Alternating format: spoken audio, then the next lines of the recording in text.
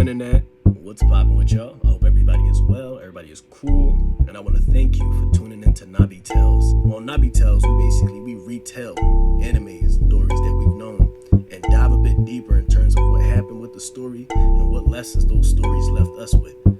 I'm your host, Musa Kane. Today's Nabitale is chapter 3 of One Piece. So if you don't know, One Piece is a story about a boy without the ability to swim, a rubber boy at that, and how he becomes the goat of all goats in a world full of pirates. So, warning, my spoiler game is about to be immaculate. So, if you are in the process of watching One Piece and you're the type of person that feels like you need the story completely blank for you to feel its full effect, proceed with extreme caution. If you can't sit through 1,000+ episodes like I did, yes, 1,000+, but you want to know how a boy who can't swim becomes the baddest motherfucking pirate of all times? Stay with Moose, and we'll take this crazy trip through a story of One Piece told by the homie, for the homies. And also, while we run through each episode, let me know what lessons y'all learning in the comments. Super important. So, chapter 3, they on the way. Chapter 3 is Luffy and Kobe, and they are on the boat. So, Luffy, main character, Kobe, he just met Luffy, and he has a goal of becoming a marine pirate.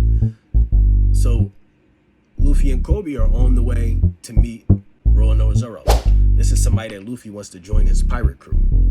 If you don't know anything about Luffy, he doesn't know how to navigate, barely knows how to sail, can't swim, but he's getting there. Like he has zero fear. Like he's on the way. He's already started. So they're actually gonna get to the destination they planned for this time because Kobe knows how to navigate. It's not like Luffy just throwing a dart in the dark and hoping you hit a bullseye. They actually know where they're going. So once they get into town, they find a place to eat, and they basically start strategizing on how they're gonna figure out where Zoro is. The second they say Zoro, the whole restaurant on go. So they're just like, whoa. Maybe that's a name we can't say in here. Now, the good news is that reaction kind of shows that he is here. But let's just be cautious with that name. So Kobe explains that they can also check out, there's this dude. He's a captain for the Marines named X-Hand, and he's around here. So if they want to know where they can find Zoro, a good place to look is look with X-Hand. They do that. They go check it out. Now, the interesting thing about that, the people jumped at X-Hand's name the exact same way they jumped at Zoro's name. Red flag. Kobe even said it. I don't know how I feel about it. I got a bad feeling about that. They treated them like they was the same person. Luffy's just like, I don't know. Maybe he did something bad. And Kobe like, that's impossible. He a Marine captain. How can he do something bad when he is meant to defend good and all that good jazz? Let's get up out of here, go check it out. They get to the Marine fort and the Marine base. So in the base, there's a solid wall and a massive base.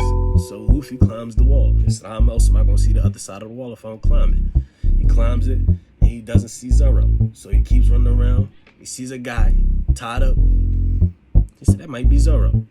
Zoro is sitting there, tied up. And I'm presumably he's a prisoner because he's tied up seriously. And Luffy's like, whoa, doesn't look that bad. So he's Zoro. Them ropes seem pretty easy to break. Maybe he's weak. If the ropes are easy to break and I break them, he's gonna owe me. Kobe is not feeling that one. But at the end of the day, Zoro hurt him. So he's just like, yo, you might as well come around here and untie me. You might as well. I've been tied up for 9 days. He said, I'll repay you. I could hunt down some pirates and bring you the money. Serious face. I'm not lying. I keep my word. So all Kobe like, don't do it. He a pirate. He's a bad guy. They gonna he's gonna kill you and then he gonna escape. We feel like I'm not worried about that, bro. I'm strong too. He gonna have to see me. So in the midst of all this little girl show up with a ladder. Talking about everybody chill, tranquilo. So the little girl hop over the fence, runs over to Zoro, and he look at her like, what are you doing here? And she like, brother, I made you some rice balls. You ain't eaten in a long time, right? He said, you could get killed by coming over here? What are you doing here? So Kobe hears that. He's thinking superhero. Luffy, you gotta go stop her. Zoro trying to put fear in her heart, telling her like, yo, I'd kill you. I'd kill you myself. Get out of here. I don't want to eat it. Get out of here. I'm not hungry. He doing everything he could to get her out of here, but the little girl not listening. And the son of the Marine lieutenant in that base shows up, named Helmeppo. Helmeppo, he got a head like a melon, right?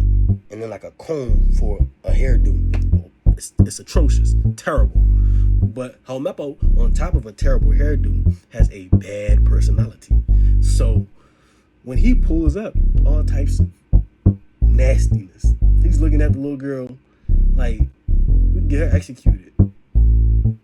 And everything he says has to do with the fact that his pops is the Marine lieutenant. So you know people that use status that ain't theirs to get what they want. He takes the food that the little girl brought for Zoro, eats it, talks about how nasty it is. It's full of sugar, which is not the way he likes it. She tried to explain that it wasn't made for you.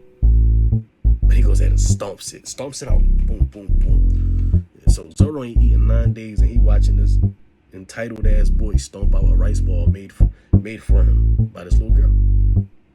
And this Kobe sees this too, so he understand now. That's so cruel. That's the lieutenant's son. So he's like, don't worry. The lieutenant's son, top asshole, says, don't worry, the ants will eat it. Then he show her a sign saying that trespassers will be executed. Now, here's the real kicker. What he does is he tell another Marine, throw her over the wall. He said, but bro, this might kill her. I said, throw her over the goddamn wall. So they do it. They throw her over the wall. No cap. Luffy catches her. Boom. When Luffy catches her, it's just like, yo, there's some real life assholes. If you can live like this for one more month, I'll keep my word and release you. That's what Helmeppo told Zoro. For one more month. You better keep your promise. I'm saying that's exactly what Zoro told Helmeppo. So in the midst of all that, Helmeppo just pulled up just to be an asshole, and then he left. But Luffy never left. So Luffy pulls up on Zoro and asks him like, I'm looking for somebody to join my crew. You might as well join, bro. You ain't doing shit. Look, you tied up. You ain't doing shit. So Luffy explains to him that he might as well join his crew, and Zoro laughs it off like, I'm a pirate hunter. You think I'm out here looking for a crew to join? A pirate crew to join at that? But he said, what's wrong with being a pirate? That's what Luffy says. This is my dream, and I'm gonna do it. I'm gonna be the pirate king. So when Luffy says that, he's like, yo, Zoro's like, yo, I don't really understand what you're talking about, nor do I care. But you might as well help me out. So Luffy starts speaking. Like, yo, you might as well join the crew.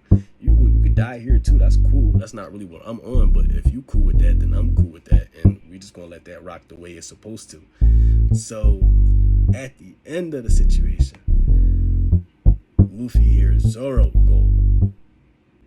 And Zoro's goal was basically to become the greatest swordsman of all time. Like, just that.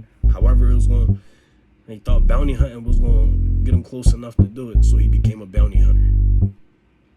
So that's the only reason his name is ringing as a pirate hunter, because he wanted to be the greatest swordsman of all time. Hunting pirates was just a way to show his skill. Zoro explains that he been in that little pole for a week. He got a couple more weeks to go before he's let go.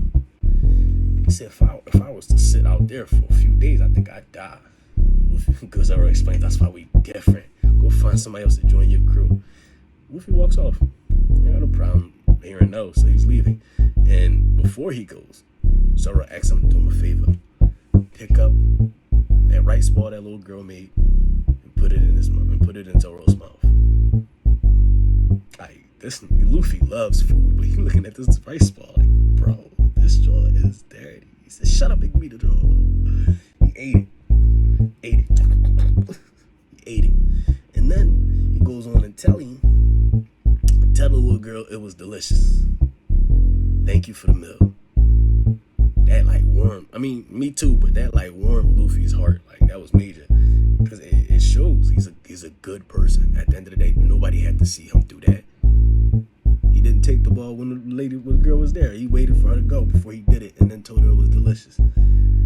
So they find out after Luffy explains this to the little girl later on that the only reason he got arrested was because Helmeppo, the lieutenant's son, had a dog, a crazy ass dog, just running throughout the village, biting people and all types of dumb stuff, and nobody could do anything because he's the Marine's son.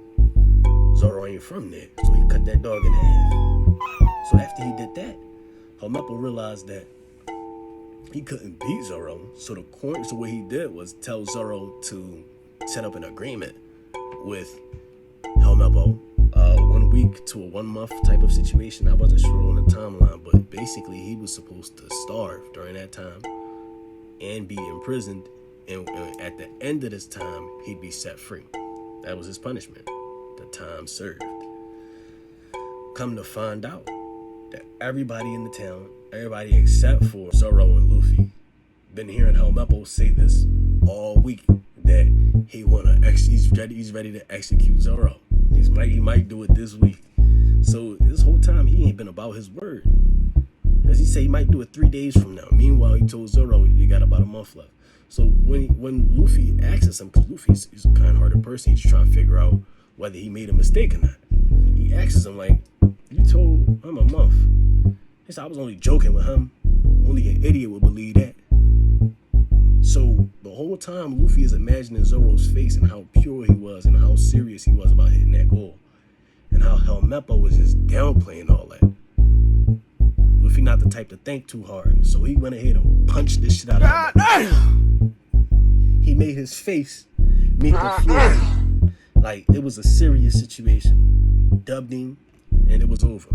So after that, Luffy made the decision. Zoro is gonna join my team. Like Helmeppo was rocked. He looked Kobe right in the face and said, "Zoro is gonna join my team." And that's the end of chapter 3. So, in this chapter, don't judge a book by its cover. That's what I learned in this chapter. Zoro was a pirate hunter, so any pirate would have tried to avoid him. He was also arrested when they met him, so you can already assume that he's a bad person if you're operating under the assumptions of a correctional system. Luffy ignored all of that. He looked at the encounter that he had with Zoro and made the decision. The Zoro believing in the promise that was made to him, Zoro eating that little rice ball that little girl made, all those things added up to he's a good person. And once he saw how Helmeppo was acting, he made the decision like he's joining my crew. He's no good to nobody here. So that was the lesson that I learned from chapter 3 of One Piece. So tap in next time and hear how Luffy makes it out in chapters 4. Hope to see you next time on Nabitales, the One Piece segment. Told by the homie, for the homies. I'm your host, Musa Kane. See you next time.